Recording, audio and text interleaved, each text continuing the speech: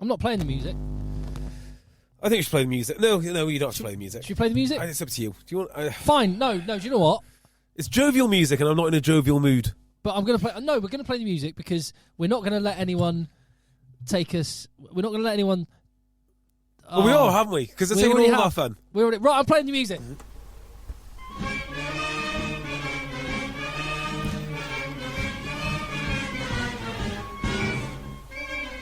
Hello, EggChasers. This is an emergency EggChasers rugby podcast. The podcast about rugby that takes the game very, very seriously. Today we do, certainly. I'm Tim with JB. Hello, Tim. In the rugby dungeon. No Phil today. He's very, very busy. Sanding stuff. Is that what he's doing? Antique flooring. No, he's working. He's travelling. He's had a long day today, and he's up on an early train, I think, tomorrow. So yeah. So no Philip, but here we are. Yes.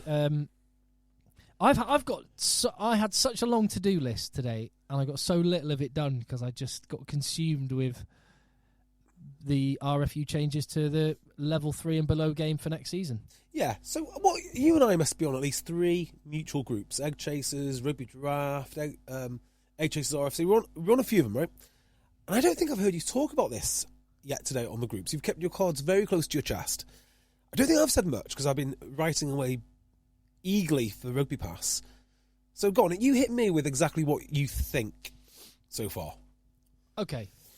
So I've been keeping my counsel a little bit on it, and I've been trying to be thoughtful and not too reactive and emotional. Because I don't think that helps necessarily. So let's just recap what's actually happened. If in case you haven't seen, the Rugby Football Union, the English Rugby Football Union, have announced that as of next season, level 3, which is National 1. Yeah, so you could be the 25th best club in the country and be subject to these laws. Yeah, the laws. And you might have to go up to the championship and then play the normal laws. That would be fun. But for every other rugby union player outside of the top 2 leagues, you are going to be subject to laws, or they're calling it a trial, but to do it in such a blanket fashion feels more than a trial. It's not a trial, is it? No, it's not a trial. This is a schism, a complete departure. Yeah, it's not a trial. This is not a trial. This is every single team outside of the top 2 divisions playing under a new set of laws, which involves legal tackles being waist high or below. Madness. Now, this isn't the conversation I wanted to have necessarily today, but I've just had a thought. Coldy went up to the championship this year. Imagine if they win their playoff against Sale FC, tackling under these laws, and now they're going to have to face the big boys like Ealing with new tackle regs. How do you do that? There's so many. When you get into the individual examples, or what about this? What about this? What about this? What about this? There's countless of them. But let's big picture it for a minute. This is being sold as a trial, but this is not a trial. I think we both agree on that. This is fundamental, existential, complete departure, and creates effectively 2 sports. That's 100% what it does. So I got this today. We got it on our group first through a leaked email, and honestly, I was heartbroken. I was like, "That's it." I had to read it 2 or 3 times. Like, no, they can't really be asking us to do this. And then it dawns on you, like, well, okay, well, what have I got? Like 6 games left. Done this for 20 years, week in, week out. Got 6 games left. I'm not playing this new game. It's not something which I want to be involved with. There's a lot of people who have spoke to me directly. They've tweeted me. They've inboxed me. They've WhatsApped me. I'm well over 20 odd people now who are like, yeah, we're just not playing. I was talking to a friend of mine who plays at Aspel Rugby Club, and they were training this evening. And the consensus among their boys is, yeah, it's over for a lot of us. We're too old to change. We don't think we can change our techniques. We're just going to walk away. And besides, we don't want to do it anyway. Nobody wants to do this. They have made a set of solutions for a problem that didn't exist. Right? Outside of a couple of Twitter lunatics, outside of absolute morons like Alison Pollock or Daniel White or that Chris Nowalski, loser. who have had this on their agenda for God knows how long, outside of those absolute morons. Well, let's not dip to the pejoratives. Cause No. I'm sorry, right? When it's been the cornerstone of everything you've done for 20 years, and they've put pressure on the governing body over and over again, and they've destroyed your sport, you can call them whatever you want. So yeah. All right. So outside of them, I've never met anybody in any local rugby club at any level who said we need investigations into local rugby and we need to start with a solution here and leave the pros alone. I've heard the other way around loads of times. That is a position that I support. Start with the pros, work down. Don't start with us. Can we... Right. Let's, in an exercise of like debating, let's try and steelman this. Let's try and give the most generous interpretation of why this is happening, what the benefits might be, why this is a good thing. Okay. This is not necessarily your opinion, but what? Let's try and steelman it, just to be fair. All right. So, right. By the way, I can steelman most things. In fact, that's why I'm so annoying, because I can easily flip from one argument to another. I can't really do it with this, is the answer. So, okay, let's take it this angle. The RFU want to grow the game. What does growing the game actually entail? Well, you might say it's more participation. You might say it is more eyeballs on TV. You might say it's more money into the game. I think those are all metrics where you can say, yeah, the RFU have grown the game. So potentially, they are taking away an element of the game which they see as risky in order to encourage parents to send their kids to rugby. But of course, the kids won't be playing rugby. They'll be playing some bastardised version, some pale gruel of what the sport used to be. But presumably, if they broaden out their player base and have a game which is more attractive to more people, because remember, the warning signs have been there for a long time. They've constantly been playing with what seems to be very suspicious data around what players want. So I remember a survey that said players are looking for a contact alternative. Like 46% say they want a contact alternative. Now, I don't know if it was like, a contact alternative for training or whatever it was. They were already sort of softening the ground. So maybe there's a version of rugby out there which isn't touch, it isn't full contact, but say if you're a woman who doesn't want to get a broken nose, which is fair, or indeed a man doesn't want to get a broken nose, that's fair, or you don't want to play the full-blooded version, well, here is a soft version which even you can play. And maybe that's the idea, broaden out the fan base like that. Okay. Another steelman argument is there is a risk of concussion in rugby. Or sorry, you're not allowed to call it concussion anymore, is it?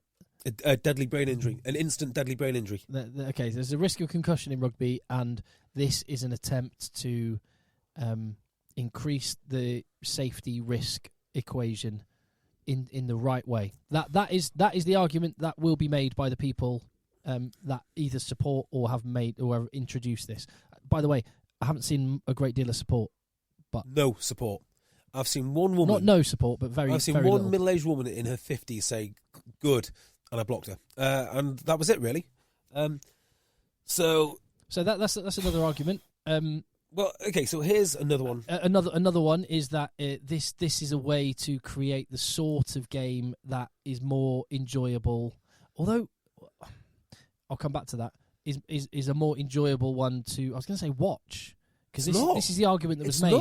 More offloads and. Oh no! It makes me sick. It makes me sick to my stomach. Like these technical arguments about why we should change the game so we get more offloads or be more attacking. I don't want that. I do not want that. Nobody wants it. Well, okay, and here's another argument which has been put forward by some very prominent rugby figures, let's say. Well, not very prominent, but mildly prominent rugby figures on Twitter that it's just a trial. Give it a go. You can always reverse it. So that's another steel man. What's the harm in giving it a go? Yeah, well, I know who you're referring to.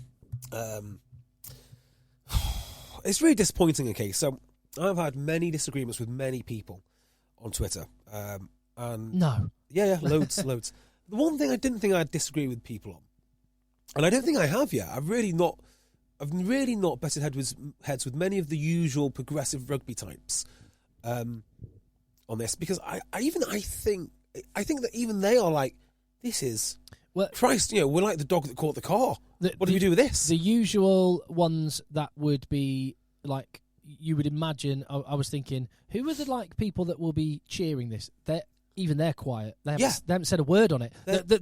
There's either the mass response is negative. The ones who are the quote unquote progressive rugby faction on Twitter, which forms a large part of rugby Twitter, are silent on this. Which says to me, absolutely silent. They're not on board with it, but they don't want to say that because all the wrong type of people in their mind are saying this is a bad move. When you've spent the majority of your career, people with big reach, AD McGeady be one, who would say things let's absolutely name them. No. Let's absolutely name them. And I tell you why, Tim. It's because this nascent pressure which has been put on the game through Twitter is the reason it's happened. The RFU are answering basically a Twitter argument. And I name him because he's just easy to pick out, because I know he says often, the game's gone soft brigade. The game's gone soft brigade. You all take player safety in a real trivial manner. And for the longest time we've been saying, because it's getting progressively softer and eventually they're going to take it away. And they did it in one vote today. Paul Williams, he was the one who said, just give it a go, guys. Give it a go. And, I don't think either of those guys, to be fair, would have wanted this. I really don't. Maybe they would have, and they can tell, and they can tell their followers directly. But for Paul Williams to say that, it just shows such careless and reckless abandon for the game. Oh well, what's the harm? It's just a trial. I'll tell you what the harm is. When people leave the game, they don't come back. So we, as a rugby club, have worked incredibly hard post-COVID to make sure we get our players back. We've got a hell of a club now. We are going places because we've got loads of numbers, and that's because we worked hard to get our players back. Not everyone came back, and not every club was able to do that. Look at the home walkovers, look at the away walkovers, look at the second teams which are folding, the third teams which have disappeared completely. And you look at our neighbours around Manchester, and they're in a sorry state. Whether it be the senior team down the road, who I won't name because I don't want to embarrass them, or what I'd call our sister club in Didsbury, they're not looking good. And the reason is, once you quit, you don't come back. And in COVID, nobody had anything else to do. So they couldn't fill their time with something else. Well, now we have everything to do. So once we walk away from this game, when I finish this season, I am done. I'm not playing this game. I'm not coming back. I'm too old for it. What about coaching? Not interested. I don't want to coach that sport. Don't care. Not interested. It's not my sport. The sport that I want to play has been played by the pros. So, and even if I did come back, that's one guy coaching. And who am I going to coach?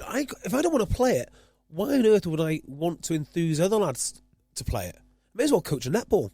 I mean, I really may as well.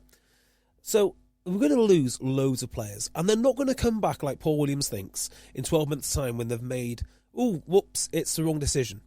Or maybe it's 2 years' time or 3 years' time. But by then, the damage is going to be so vast, we're going to have nothing left.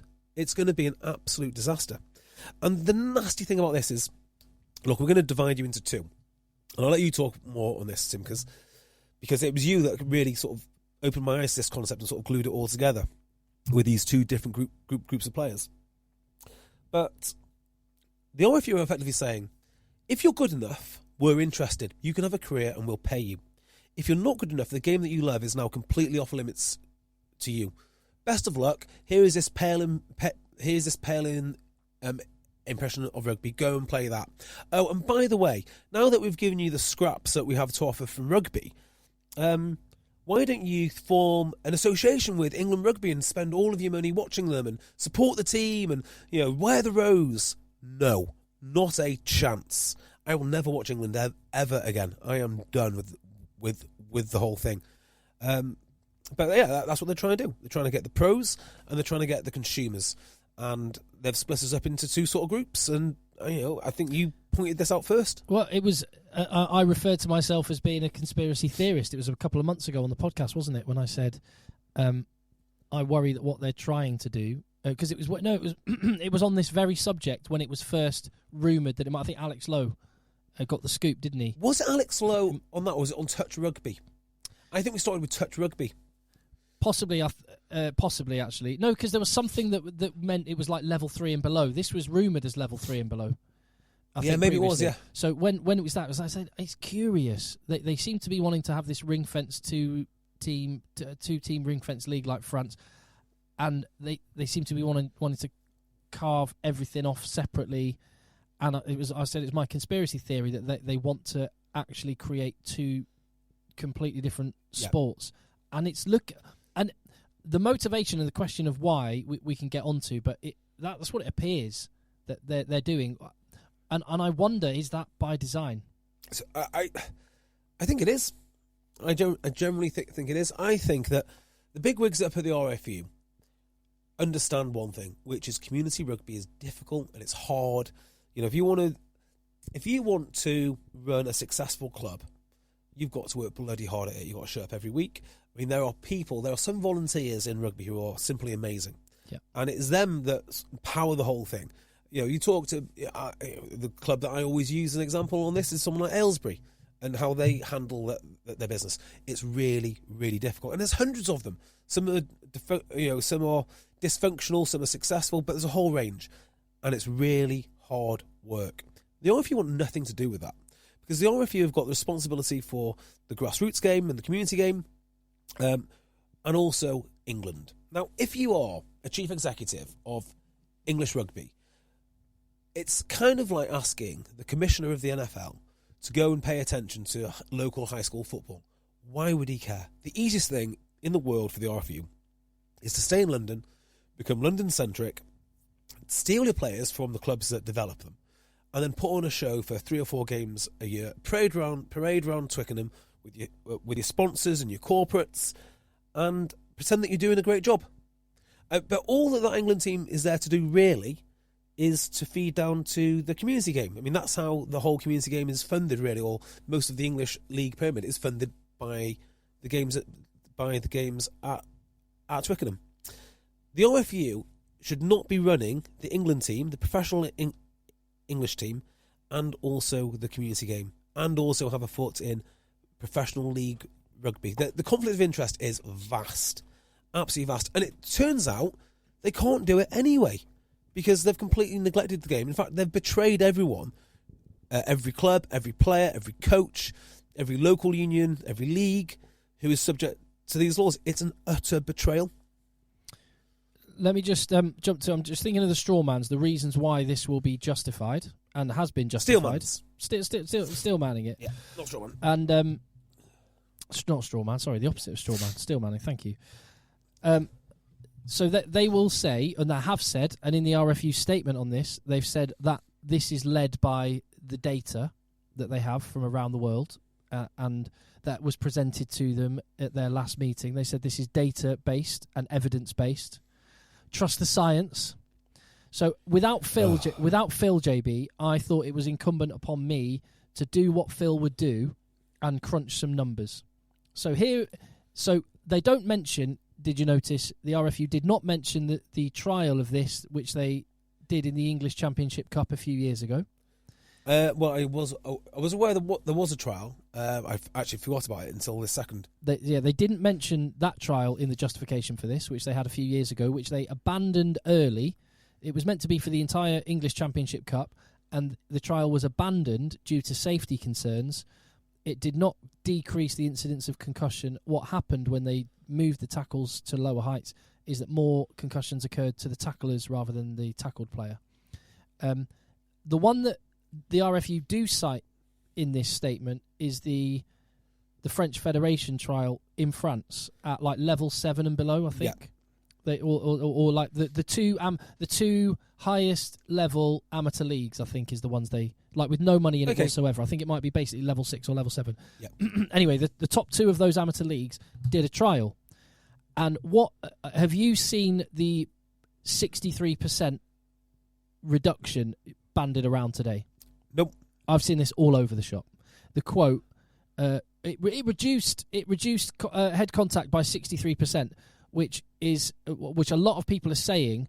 This is the headline is, and actually when you read the study, the actual quote, which is what the RFU say, is the trial in France reduced head-on-head contact by 63%. Right, that's a bit different. It reduced head-on-head, not head contact, head-on-head contact. Yeah.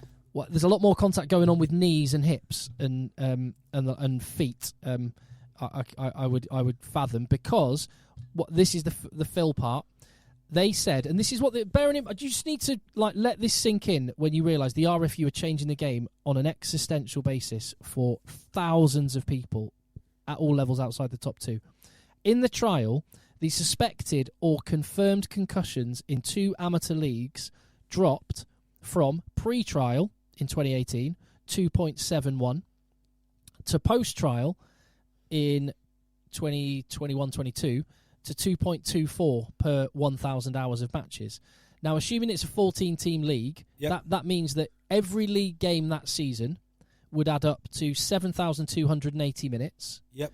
Which means the drop from 2018 to 2022 was from 19.7 concussions in the entire league season across all teams, to 16.3.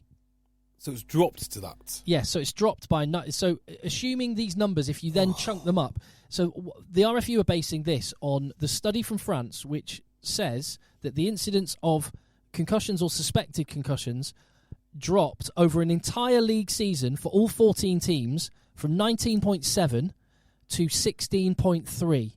So it's only just more... It's only just more than one a team, in the whole season.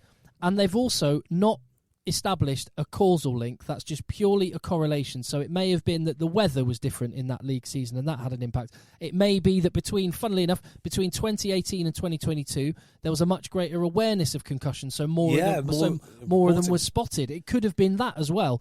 And these numbers have been used to completely justify such a fundamental change in the game. So I just do not see what the RFU are claiming, that this is data-driven and that the data demands this change. I think about it, the more I'm certain that I'm right on this, which won't surprise you that that's how I think, because I think of this on most subjects. I am certain that the key driver of this for the RFU is commercial. Let's get rid of the risk from the community game. There's no chance of anyone suing us if they're not allowed to play rugby. Forgetting, of course, that their job is to actually conserve rugby and look after it for future generations. Okay, well, put that to one side. What else are they doing here? Well, created like an NFL. Yeah, definitely that. Okay, so I've always spoke about the idea of broadening out the player base. And they want consumers and spectators that not. But here's the more sinister bit, right? And there is definitely some truth in this, because I was phoning around RFU bods today, particularly ones with commercial experience. So when the RFU are pitching to corporate sponsors, their pitch decks have to look a certain way. And one of the things is they need a woman in there. They need various diversity measures in this pitch deck to show the advertisers what a wonderful sport that we are. The problem is, when they break down the demographics, they know exactly what they have, which is clubhouses full of men, boisterous men, big men, and also it's a very exclusive environment because not everybody can play rugby. And I've said this on previous podcasts, but they are ashamed of their audience. They're embarrassed of rugby and rugby players, because when they're trying to sell their demographic and their audience to sponsors don't want to hear it. They want to know that you've got diverse, liberal elites, educated women of 24 years old, working in HR or some such thing as your main audience, and we just don't. So by changing the game fundamentally, by making it more attractive, they're trying to change the demographic of who watches it and who are fans of rugby, who are consumers of rugby, purely so they can sell themselves to brands. And what is really, really upsetting about this whole thing is, it used to be the other way around. As a brand, you would go to rugby because you wanted to identify with their values. That's no longer the case. What's happening now is rugby is mimicking the values of existing brands and then begging them for corporate cash. It's a very, very different proposition. No one in the RFU is standing up and fighting for the actual virtues of rugby or why it's special. In fact, they just lie down and they act a little bit ashamed of it all. That's why it's such a scandal. So on that front, we've talked about this on the podcast many times, but I think it's never more pertinent to mention it than right now. in that I think the disconnect for me with this is exactly as you say. There seems to be a denial or a disgust almost in why and who rugby existed for and how it came to be. We've said it many times. Rugby wasn't a sport that someone invented that then people came along and filled. Rugby became a thing because it served a purpose, and that purpose was to harness and channel competitiveness and aggression of mostly young men. Yes. And that's why the sport exists. That's why boxing exists. That's why mixed martial arts exists. That's not to say other people who don't fit into that group cannot play, and all young males do not play rugby because it is not for everyone. It's not for everyone. Thank you. It's not. It's just like when you watch a nature documentary, there will be some stags that rut to try and be the main man, or some alpha male lions will come and try and have a fight to take control of the pride, and some spend their life walking the savannah quite happy, not taking any part in that sort of stuff. Rugby is there because it fulfills a primal urge in mostly, not exclusively, but mostly young men who have levels of aggression and competitiveness which need to be channeled. That's why. Guess what's not cool at the moment? 100%. There's a denial of that going on, and I think it goes from denial into disgust. Yeah, there is an element of that. It's sad to say, but there just is. Like the whole toxic masculinity thing. Here's a thought I had, right? So I was talking to a well-known rugby personality today because I was phoning everyone that I knew. I was trying to lobby them to get our talking points across on their platforms. Right? What sort of a reaction did you get? Well, the conversation I'm going to refer to now, I will name him later, but it's very, very, very, very thoughtful. And I'm happy to name him because he's the only guy who managed to make me think anything different to what I already thought. But he basically said, JB, if you make rugby, 100 people can play rather than one person can play, maybe that's worth it. Maybe we'll just get loads more players in. And I thought of a story at that point, and I can't quite get this story to fit in nicely with my narrative, but there is something in it. And that is, I went to play a game as a guest player, just showed up one day at a rugby club, which I've never played at before. 13 level, had a weekend to myself, and I wasn't in Manchester, so went down to a local rugby club and played a game. Now, the team we played against had a guy on the wing, and he is literally the smallest guy I have ever seen play rugby. I thought it was someone's 12-year-old son. So, you obviously don't tackle him. I mean, what do you do? Anyway, it was remarkable that this guy was even playing. After the game, I spoke to the opposition. It's like, do you mind me asking, what is the crack with your winger? He goes, he is an international for the underweight team.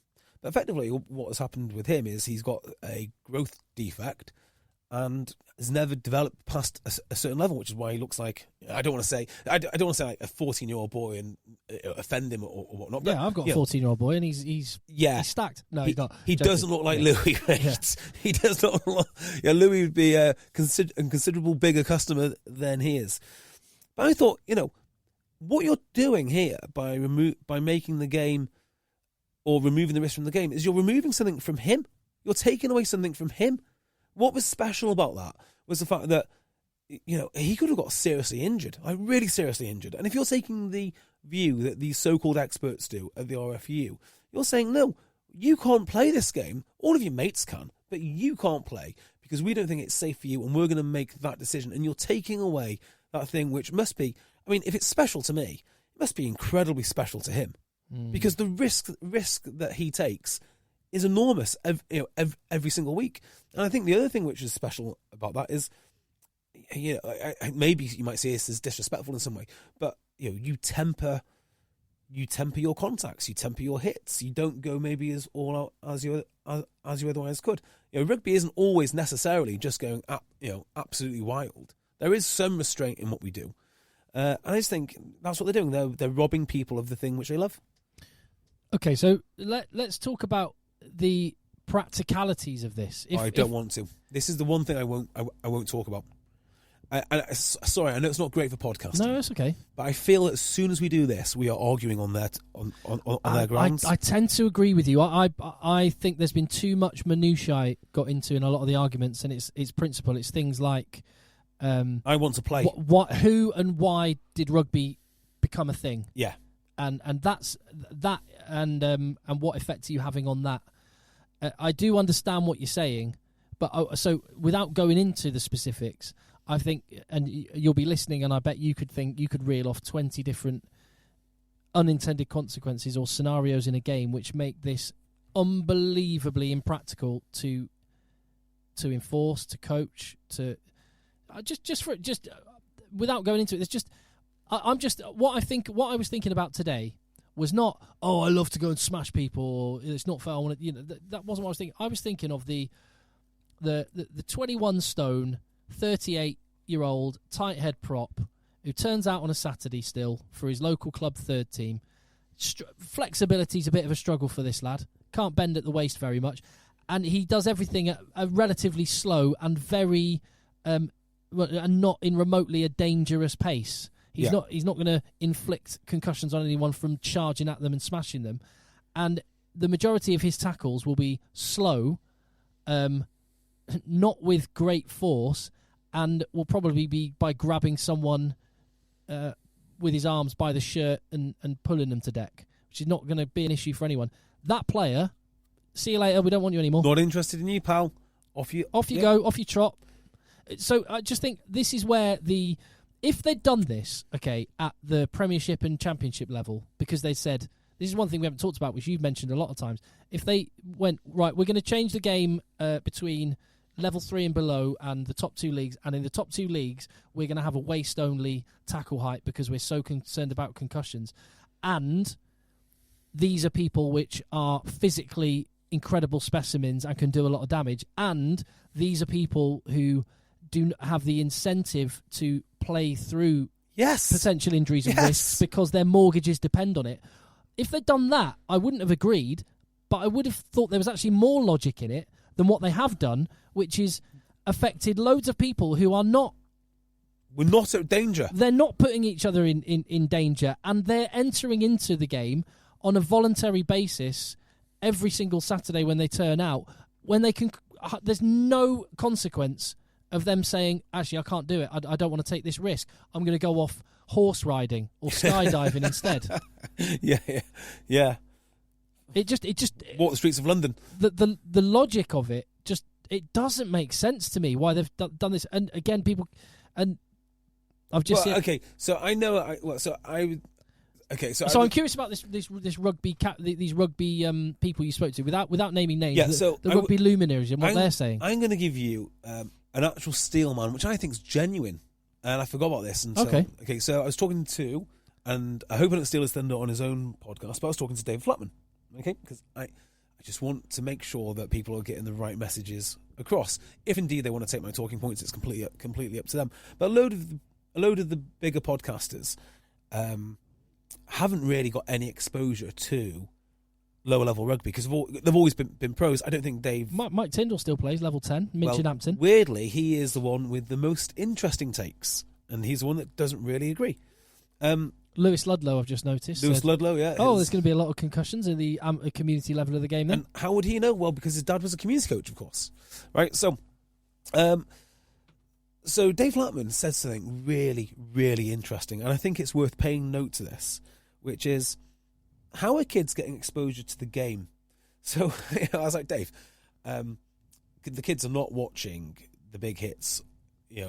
Most of the people that I play rugby with don't watch rugby themselves. So what he was saying is, well, kids come into sport and they are absolutely clustering each other. And there's a couple of people that he knows involved with kids rugby, and he says that the shots are just getting harder and harder and harder. Really? And you're thinking, okay, why? And he says because that's what they see at the pros. And I'm like, that can't be. Can't be a thing, right? Can't be a thing. Because no, that's bullshit. They're not sitting down. Sorry, I can't say it's bullshit because that's his experience. No, but wait, there is another element to this, and I go, Dave, nobody is watching BT Sport who is 15 but doesn't like playing rugby. The reason it's not successful is all the fans are playing. He goes, no, that's not it. Nobody's watching. They're watching little TikTok videos or Facebook Facebook clips. So you've got two types of player: the one that wants to be like Marcus Smith, which no one can do, or the ones that like colliding. Because if you think about it, what on earth are they watching? And I think there's something in that. But that's not a steel man for changing this, is it? Well, if kids are getting obsessed with absolutely colliding rather than scrummaging or rucking or tackling or jackling because those are not the highlights that they see. You don't scroll through Instagram and say, oh, nice jackal, oh, nice scrum. You say collision, collision, collision, collision. And I think if that is the way that the game is going, maybe there is an argument for particularly kids to say, all right, let's slow our roll here. Let's teach them the nuances of the game because it isn't all about colliding. I mean, it is a lot about colliding. This is a massive. Let's steel man it. Fine, that could be that could be a reason. But this is. I mean, it's not the reason to ruin my game. It's not the reason to ruin my afternoon. But it is something worth considering because there are different societal pressures on kids and what they're watching. Equally, my son's played rugby since he was 6. He's now under 15s, and I've coached various years, and I've watched him play. And they do gradually layer up the content. Initially, it was tag. Yeah, that's fair. And then they introduced tackling about under 8, under 9. But you get lineouts next year. Proper lineouts. It's just like uncontested lineouts this year. But they do layer it up gradually, and I just thought it was an interesting point because that's how they are consuming the media. And after Marcus Smith's skills, what's next? Collisions all the time. I sense either. I don't know whether people are keeping their counsel because they want to share it on their own podcasts or whatever, but I get a sense there's a bit of self-preservation going on with some people. I think there are people who definitely don't agree with this, who are keeping stum about or trying to find reason. I'm not accusing Flats of this, by the way. Trying to find reasons why there could be a good thing because they realise that they need to keep their people that they don't want to bite the hand that feeds them. Yeah, well, there was one guy, and I will not mention his name. I will not mention his name at all. But the most infuriating conversation that I had all day. Again, never played amateur rugby from what I can tell, so wouldn't really understand what has been going on. When I explained how I felt about it initially, like they've taken the game away, he literally laughed. He literally laughed at me. I'm thinking, in what other way would this be reasonable? And then when he started giving his explanation, like, you're so dramatic about this, you've still got this aspect, you've still got that aspect, and you don't understand the context of the conversation. And at this point, I'm like, are you telling me that I need to understand the context of a conversation which ended up with you destroying or being part of a committee of decision makers, which I understand that he was, destroying the entire community game? I don't understand the context. I've got 600 fucking games, pal, right? You don't. You've just sat in that meeting with a bunch of your team academics and some executives, and you've looked at it from your privileged point of view, which is as a professional and as someone with a seat at the table, and you have destroyed the game for literally hundreds, if not thousands of people, and you're telling me I don't understand the context. And at this point, it got very heated, and I thought, well, this isn't going to go very well for much longer. So we ended it there. But I think that's what we're dealing with. I think we're dealing with this cadre of individuals at the top of the game who are being fed bullshit information from... Well, they probably believe statements like 63% decrease in head-on-head. We know they don't. But actually, it's we know they don't. If you can do that... Three extra concussions across a whole league season, 4 years apart, which could be due to any number of multi-factors. But let's use that as a justification. It's like so many of the statements like grow the game. Well, what does grow the game mean? Well, if it means absolutely smash the game up at community level, no thanks, we'll keep it as it is. So what about the statement which is, well, if rugby union wants to be the game that it says it wants to be, who says? Who gave you permission to say that? And these are sort of nonsensical things which are coming out of the RFU and people linked to the RFU. I don't know where they're getting this information from, but I can tell you this.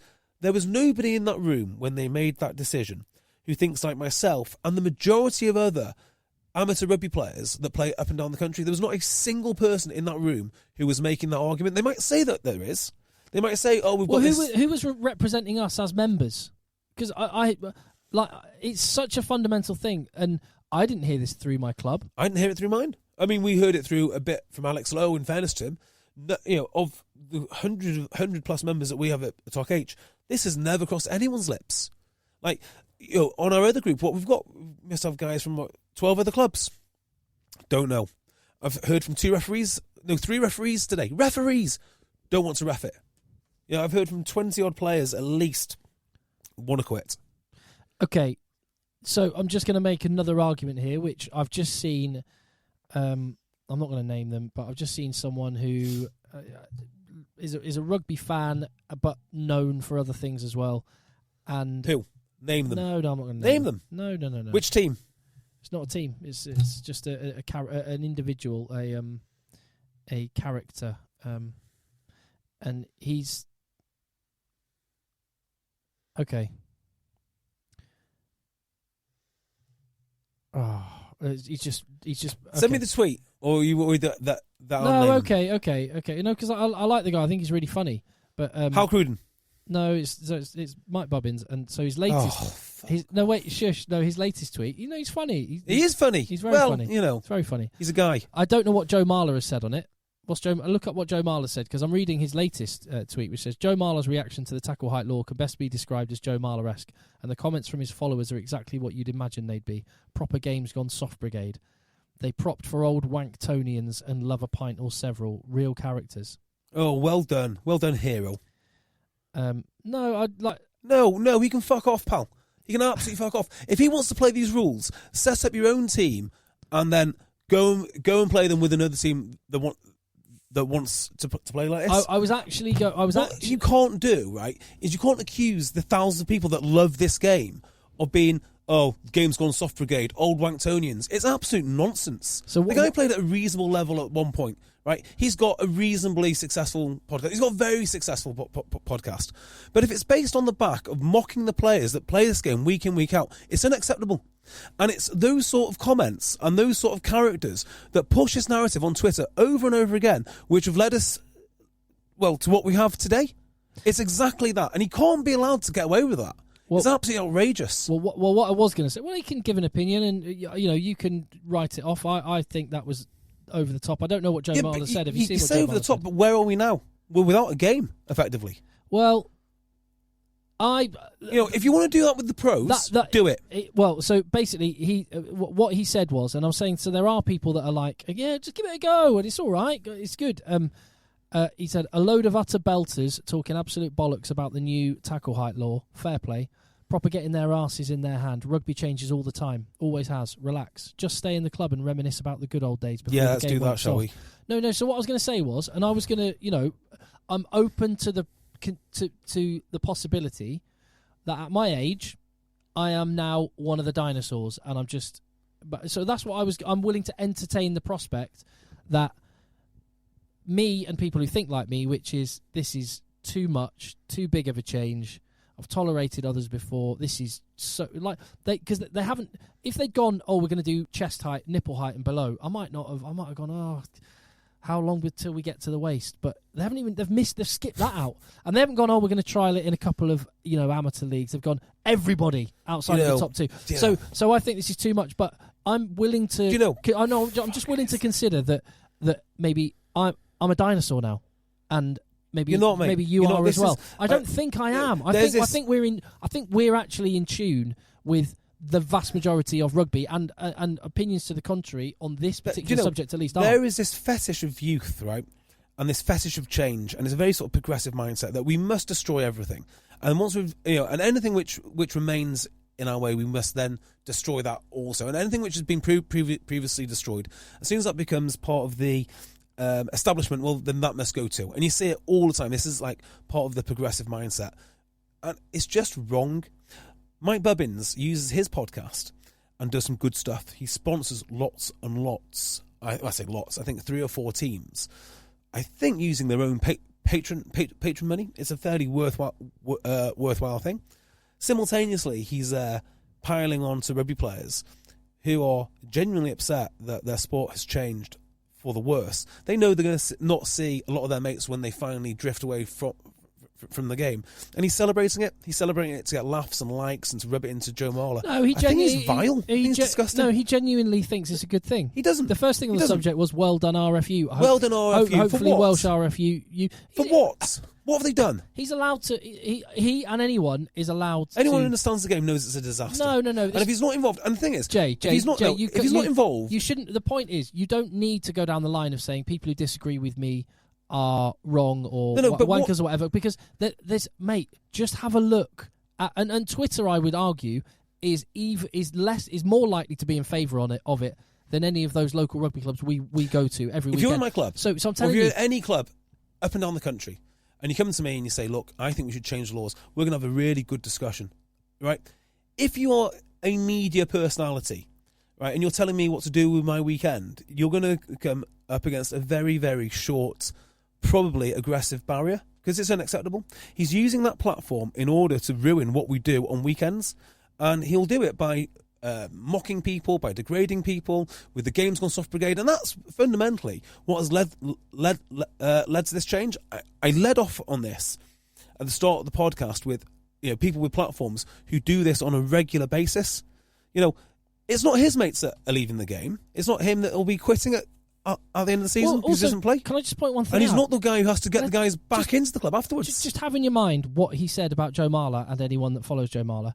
All Joe Marler did was quote tweet the RFU statement with a mind blown emoji.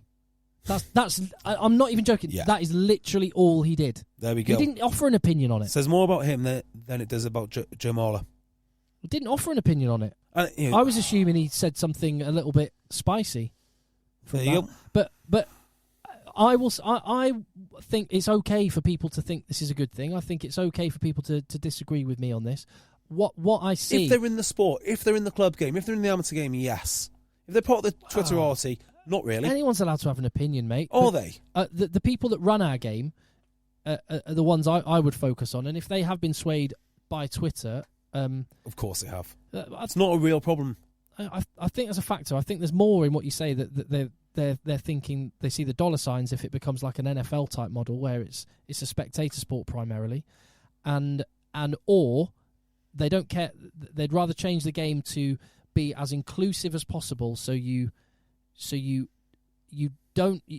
write off the reasons why rugby existed and came to be and who it has served for 150 years, and you go, yeah, but we don't want aggressive.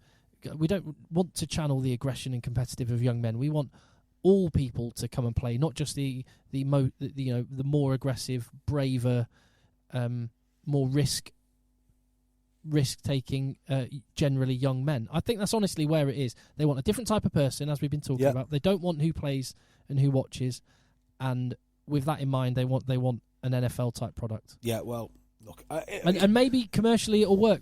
And JB, we need to be open to the I'm not opinion open to it. That this won't be just like we always say, rugby is not for everyone. I think there's an argument that in years to come, we might just have to accept. Do you know what? Many more people wanted this, and we didn't, and we were the ones that had to go and get our aggression, risk taking, enjoyment of physical contests. That might be true. Okay, we might have a version of rugby in the future which looks very, very different. I'll grant you that. I just don't know. I don't know how I fit into it. So I'm thinking about even things like the podcast. You're saying, "Oh, wait around, see how it is." I'm not waiting around. So when this law change happens, I'll stop playing. That is my core driver of all my interest in rugby. Then after that, I do love the Premiership. I like it certainly more than international rugby. I don't want to watch the Six Nations this year. I don't want to support an organisation who doesn't support my game. I don't want to support the World Cup. I don't want to watch it. And this is going to raise some really weird questions for the podcast, because I simply will not watch that. I will not watch the Six Nations. I will not watch the World Cup. Am I going to watch the Premiership? Well, I'd like to think I will still like the Premiership, but I think I'll be so driven by bitterness as to what they've done to the game.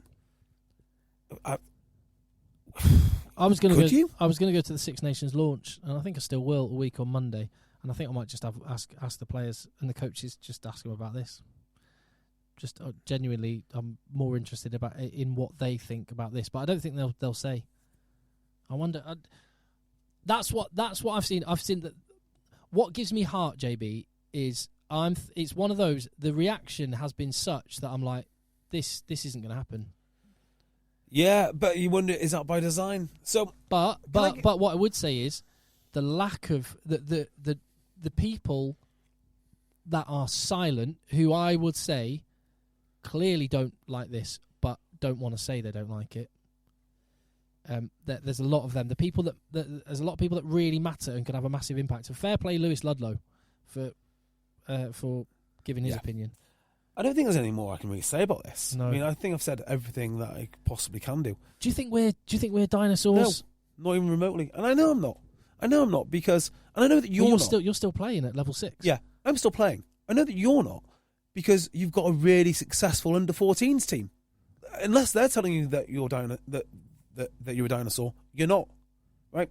I guarantee that the people that are asking for this are not doing the hard yards.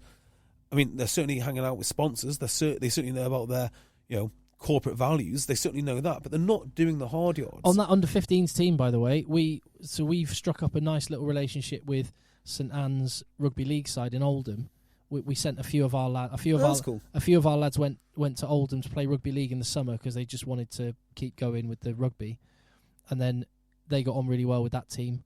And we've had a few of the rugby league lads come and join our team this year. Brilliant. I can foresee that our very successful Lancashire Cup quarter-final qualifying 10-team unbeaten Broughton Park under-15s could go to shit because they're all going to go, I'm just going to go play league, which they can do up here. If I was 30 rather than 38, I can play league. I would not play union. Done with it. Well, absolutely done with it. I have had a few people say, "Oh, it's worked all right in these French leagues. They've really liked it." And this is some of the stuff that the RFU cited is that some of the 51% of the players enjoyed the game more. So kill me now. So I guess we need to. There is an element where I go, you need to see it, but I cannot get past this level 3 and below blanket schism, which feels like much like. And Chris Bentley put it like this, and I think he's absolutely on the money. He said this feels as significant, and for all the people going, just try it. We can go back. It's we'll just get all the players back. Give it a go. This is a schism equivalent to rugby league splitting from rugby union. Yeah, I think there's okay. So there's one other thing I'd like to say about that. So at Talk H, we are not in the RFU leagues. We are in we are, but our league is administered by the ADM something or other, right? So it's an ADM league, but it then feeds into level 6, which is pure RFU. And this year, the ADM has integrated with other RFU teams. So the year before that, it was just pure ADM. And the reason the ADMs were set up, and I don't like saying this, but effectively it was to screw over the Cumbrians because a lot of teams would not go to Cumbria. I would, no problem with that. I appreciate exactly what. Great clubs, Kirby Lonsdale, Penrith. Great clubs. Great clubs. Great rugby. But a lot of Cheshire teams didn't want to do that, and then the more that would pull out of the Cheshire and Lancashire leagues, the less remaining that there were to go up. So you ended up playing. Anyway, doesn't really matter. That is history. And because of that, I think we've got this weird opportunity here to actually say, well, we'll just stay in the ADMs, thanks. And if we need some laws, well, we'll just use the pro laws. And we'll have a 12-team or 14-team league or two lots of 12 because the ADM's got very, very popular. And we'll just continue to play. I mean, being honest, you're in a sort of position where you could make that a reality. Have you thought about getting on the phones to the other head coaches? Funny you mentioned that. So I have spoken to 5 or 6 of them today, and I've not had one negative response. So I mentioned the club earlier on, and they're like, "Yeah, absolutely." So far, the reaction from coaches is very positive. Now, if we were just to play this out in a very Machiavellian way, if I was able to convince the powers that be that, let's just keep these 12 clubs in this league, or these two lots of 12, these are not major powerhouse clubs in the local area at the moment, but could you imagine the influx of players that you would get from around the Manchester area who want to play real rugby. You would be picking up players left, right and centre. Your clubhouse would be absolutely bursting, and every other club in the area would be on the phone to the RFU saying, hang on a minute, we're losing our players here. I mean, they don't want to play your nonsense version, and they've all gone to the bloody ADMs. We're either going to join the ADM league, or, well, we're not going to have a team. We're certainly not playing your version. And I just wonder if that would be the way forward, because that's certainly what I'm thinking now. If you had to draw an equivalence to football, I was thinking this would be like outside of the football leagues. So from the conference down, you said starting next season, no heading. Yeah, that's a good analogy, really good analogy. That's basically the equivalent of what rugby are saying. Yeah, and can you imagine if every single team outside of the 4 leagues, every single team suddenly had to start? And every youth team and every Sunday league team had to suddenly play a different sport to the one that they watch on the TV. Yep, not going to happen. And they go and watch. Not going to happen. And the thing is, because it's 2 separate games, it's not like we have to invent the laws and we have to have a law committee. We'll just steal the laws from the pro game. I mean, they're openly available. Just get a little booklet. I already know 3 or 4 refs who I spoke to were like, theoretically, would you ref outside of the system? Yeah, okay. So, I mean, there must be other, hurdles. There must be things linked to governing bodies, or how do you set up a governing body, or insurance, but there's plenty of insurance brokers out there that quite like rugby. I'm wondering if that's going to be so difficult. And if it's risk based, which of course insurance is, what's the risk? Well, also if the ADM was as it currently is with RFU affiliated clubs, but just between themselves, unless you just imagine if between themselves they all said, we're going to play proper rugby, yeah? Then what can the RFU do? Exactly.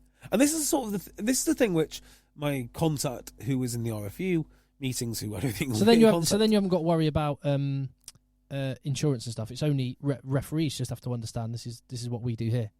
Yeah, basically. So that's my line of thinking. Who knows?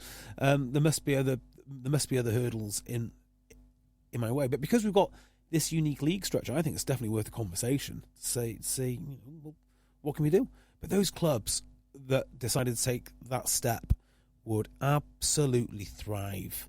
I mean, can you imagine being stuck at like level 6 or level 7 team, and you've been told to tackle by below the waist, and all of a sudden the team down the road who are the same level as you, and like, no, we're going to play full on rugby. Can I mean, Phil would, if he were here, would talk about the law of unintended consequences, and I'm sure he would have come up with some really perceptive thoughts on that. Just one from my experience of having gone through youth rugby from age 6 to now under 15s with my son Louis, is there's a lot of lads at young ages scared to stick their shoulder in and hit. Well, there's a lot of lads age 38 who are scared to 100%. stick their shoulder in. 100%. One of them. 100%. So let me just go back to watching some of the lads that are now thriving at under 15 rugby were scared, just a few years ago, to actually put their shoulder in, trust that they can, with technique, bring a player to ground. So such that when you have these young guys who first come into rugby, they're scared to. It takes, and particularly if you're saying you have to go low, that's quite a scary thing to do. I would say. Yeah. I would say it's actually just dive at those big knees that are running up at you. Yeah. It's quite a scary thing to do. And when I think, it was just going through my mind now. When I think about those young lads when they used to tackle without putting the shoulder in and just by grabbing and holding. And suddenly it's like you can't do that. You have to straight away, as soon as you start tackling, you have to take that big brave step and stick your head down there on those hips and knees. Yeah, it is I mean, I don't tackle like that. I've always tackled relatively high, maybe chest height. Just how I've done it. I like the old ring of steel and the whole head on the back of the arse. Yeah, I mean, lots of people do. I'm just not very good at it. So that's not. And also, I used to be bigger than I am. So I used to be able to whack people. Can't really do that now. And also, it doesn't really work when people are bigger than you either. Yeah, so I've got hope, mate, that this won't happen at all. But I don't know what the next steps are, because usually you find with bad news, certainly in politics and stuff, they'll chuck out an idea in the water. Yeah, like COVID. We'll lock you up forever. Which might have been what Alex Lowe did a couple of months ago. But the idea was leaked to him and it was chucked out. But if they didn't read the room then, because they're completely disconnected to the community game. You know, I was thinking about this, and I've said this in other podcasts, which is, what would happen to my club if the RFU disappeared? Well, I don't know if anything would. I was talking to exactly the same scenario with a friend of mine. You wouldn't have as many posters. Yeah, exactly. We'd have less concussion posters. We'd have less posters telling us not to abuse the ref. Is there anything else that they do? They give us posters. What else do they do for us? Access to Six Nations tickets. Okay, yeah, never used one of them. I mean, majority of players have never. Have you used Six Nations? No, but I know some clubs get like allocations, or they get a right to purchase some tickets. Yeah, so that is a thing. I mean, it's, you know, in my day-to-day rugby playing experience, has that made a difference? Nope. You know, as a supportive organisation, once they got rid of the community coaches, they really lost their grip on the game. And I think that might come back to haunt them now, because I don't think people are going to necessarily all comply with this. So on that, I just want to finish with this point, which is this sport belongs to everyone that's ever played it. Yep. Everyone that's currently playing it, and everyone that will playing it. This is your sport, and this is what disappointed me so much. Is it's like, whoa, how come no one at my club has mentioned this is coming in? We're engaging with our local councillor to try and, because they're gauging opinion. They want our thoughts. Tell us what you think. It's just, oh no, we've decided. You go and do it. And so the final part is, this is our game. This game belongs to all of us. And if you don't like it, it doesn't have to happen. And on that front, I am hopeful that at least I want to see a little bit more justification. When I went through the numbers earlier, the data, the science does not support what the RFU have announced. And they're claiming in their statement that this is evidence and data-based. The data does not support what it's they're data-based saying. in terms of what they want to provide their sponsors. It's not data-based in terms of anything which will make a difference to me on a Saturday. The only really... And this will be my last point, really, because I think I've said everything I can possibly say on this until I see Phil, and maybe he has some other extra bits and pieces. But, you know, feel free to jump in with anything else, Tim. The situation this reminds me of the most is Worcester. This is a weird place to go. But with Worcester, you had the scenario, didn't you, where Whittingham and Goldring saw a bunch of entities, some of which made a lot of money, and one of them which made no money. And they just behaved logically, but immorally. And what they decided to do is, if we've got all these assets that make money, we'll strip the rugby out of it, which is the loss-making thing, throw it away, and we'll just keep the rest, and we'll make money. And that, to me, is incredibly logical. Although it's immoral, because what they forgot is they're actually also custodians of the club as well. And we know what happened to Worcester.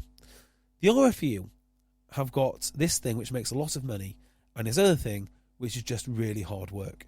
And all they're trying to do here, just like Goldring, just like Whittingham, is they're trying to separate out the thing which makes a lot of money and gives them a lot of kudos and is easier to manage, and get rid of everything else and underneath. It's equally as logical and it's equally as immoral as anything that Goldring and Whittingham did. Well, some will say we're dinosaurs and we're the old news, and hey, maybe the RFU in all their wisdom will demonstrate that. And you just tell them to fuck off. That isn't. That's all you do now, right? Not enough people have been told that exact phrase. Is that what the FU in RFU stands for? Yeah. Just there's so many people who are commenting on rugby who have nothing to do with the game. If you've got something to do with the game, if you're down your club every week, FO not FU, but anyway. Yeah, doesn't really matter. Sorry. FU's fine. If you're part of a club and you're down your local club every weekend and you think there is something to be done, you have every right to express that. If you're just doing it to sell your book, or if you're just doing it to raise a little bit of money for your podcast, or if you're doing it for some other reason, I'm not going to hold you with particularly high regard. And worse still, I might be a little bit short with my language, because I think that's exactly what they deserve. If you could disconnect your mic and drop it, you should disconnect your mic and drop it. Right, thank you very much for listening. I don't know about you, JB, but I can't wait to hear what Phil thinks. Yep, agreed. you won't get. Let the boys play for 10 more weeks.